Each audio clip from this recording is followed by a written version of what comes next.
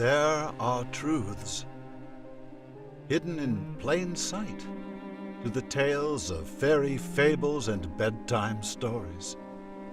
Truths that just might reveal hidden doors, secret passages, and endings with new beginnings. For whilst the books we read are found in the halls of the ancient libraries, these are the stories of the mind, of the soul. These are the stories of castes.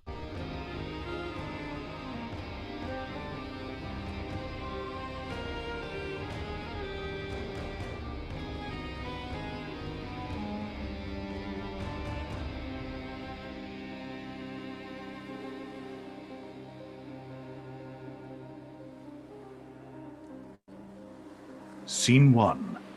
The city streets. Morgaine the witch walks through the city at night, her heels barely clicking on the cobblestones. Earlier in the day, the street had been crowded with people, probably too many of them. But now in the dark of night, as Morgaine walked through the city, no other soul crossed her path. The sky was heavy with stars, and though the gas lanterns drowned them out in some parts of town, Morgaine was good friends with the night, and chose to funnel her focus onto the tiny printpicks of ancient light in the sky. The stars are a better view, she said to herself, looking upward for a moment. Morgaine had arrived in this city several weeks ago, or was it months now? And it suited her well.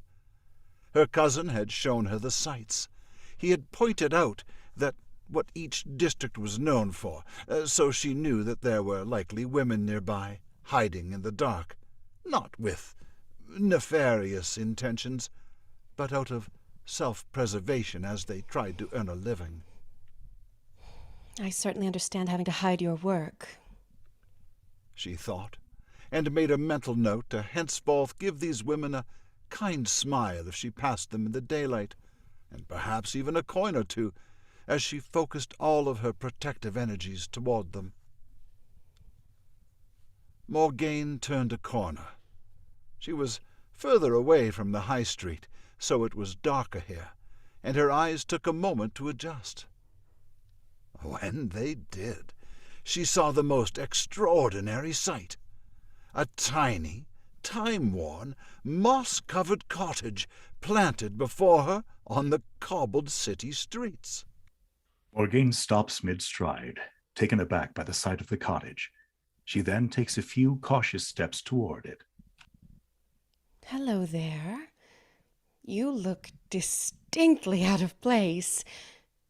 What are you doing here? She slowly approaches the front door of the hut. Yes, Morgaine knew a bit of magic, but she'd never seen anything like this. So alien, so bewildering, and yet she felt drawn to it, like a voice from inside of it was calling to her, a voice she could almost place, like a long-lost friend, or someone she'd once met in a dream. She spoke aloud to the cottage. Are you a vision? A hallucination? Perhaps the libation I had with dinner was stronger than I realized. Maybe my cousin is wise to never drink wine. No? You seem more like a message than a mirage.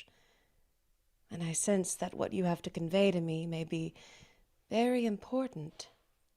Morgaine steps forward, extending her hand and opening the door. She entered what seemed to be a small dwelling cautiously, but with much curiosity. While the exterior was a ramshackle hut, the interior was anything but.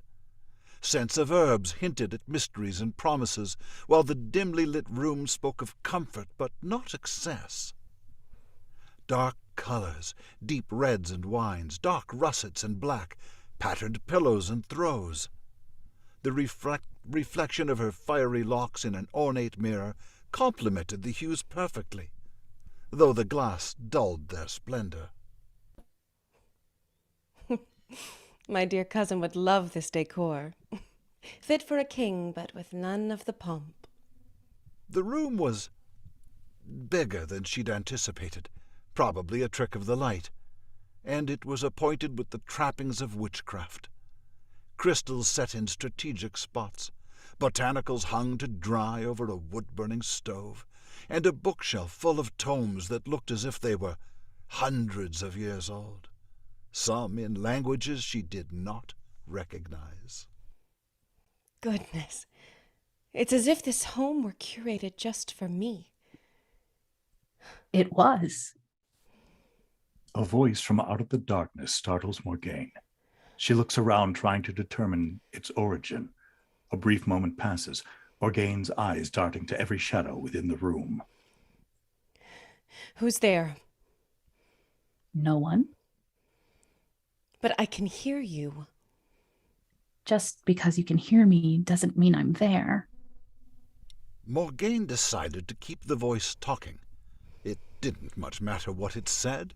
She just wanted to locate its origin. She grabs one of the many lit candles from the closest counter, and navigates the room, poking her head into alcove, opening cabinets, trying to discover the source of the voice.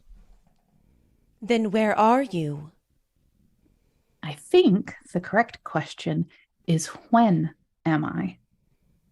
Morgaine stops in her tracks. That one surprised her.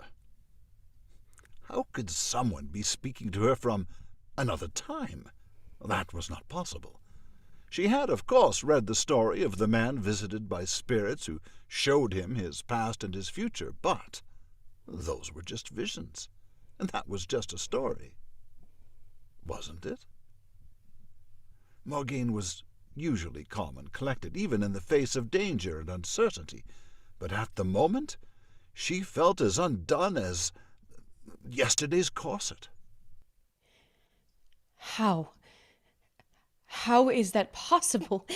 You can't feasibly be in another time. You just can't. Oh, my dear, you have so much to learn, and you will.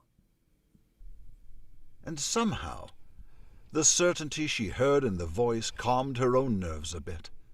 Or perhaps it was the scent of the drying sage. Oh, how she loved sage. Morgaine began to walk again, crossing the room this time. As she moved past the bookshelf, she noticed a stand, almost a pulpit, with a book upon it, open to a page with words that seemed to shift before her very eyes, and an illustration of a woman and a... Was it a faun? Or perhaps a satyr? It was then that the book spoke. There you are, Morgaine. You know me? I do. Or I suppose from your perspective, I will. That is a very mysterious thing to say. Get used to it, sugar snaps. Things like this will seem positively commonplace to you soon. Mundane, even. Morgaine couldn't imagine how enchantments like this could ever be mundane. But she also knew that she knew very little about the deepest recesses of magic, and she'd always been a girl who was up for a new challenge. Are you the one who put this cottage in my path? I am not. Then who did? I have my suspicions, but at the moment, I know not for certain. But I knew that it would find its way to you when the times were right, and I knew that I must get this message to you. Morgaine, listen carefully, lest you be crushed like cherries in the snow. You are our singular hope. You are the one he fears. An important quest lies before you, and only you can carry it out. A quest? I suppose you don't have to call it a quest. That does sound so formal. Perhaps a calling? Morgaine's mind skipped about. She was receiving an awful lot of information, and she understood, well, exactly none of it. Morgaine closes her eyes, trying to decide which question to ask.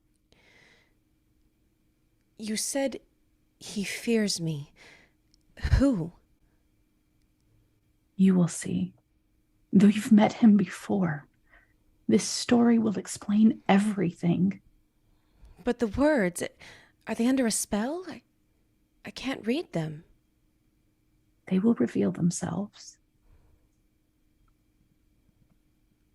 What is it that I am called to do? Destroy him. Save us. Save who? All of us. The world. The worlds. I must go, but we will meet again. But who are you? Who am I? The pages of the book began to flutter, then fanned themselves open into an arch. Above them was projected an image of a woman, nearly transparent, made of light. She had dark hair and wore a red dress. She spoke to Morgaine in a voice that might have belonged to a princess or to a peasant. She seemed to Morgaine a sister, a mother, a friend.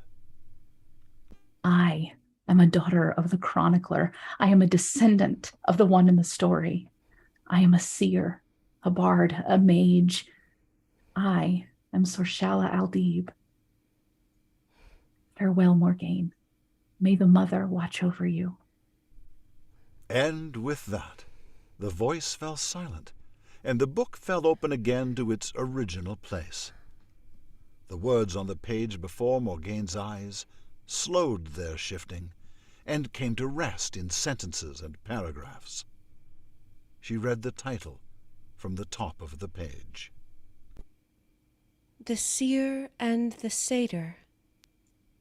Morgaine takes the book from its pedestal, settles onto a soft, wide chair, places her candle on a nearby table, and begins to read. She read the story, slowly and carefully. It was not a long story, nor was it written in a particularly sophisticated style. In fact, it seemed almost like a fairy tale or a fable, meant to teach children a lesson with its metaphors. Still, Morgaine sat and immersed herself in the pages for what seemed like hours, its characters becoming familiar to her, like dearly loved friends and deeply despised enemies. And when she had finished it, she understood. Not her entire quest, no, but that a crucial mission lay before her and that she must accept it. She stood, closed the book, and returned it to its stand. Morgaine looks up towards the ceiling, hands still on the pedestal, almost in prayer. All right, Aldib. Let's save the worlds. Curtain.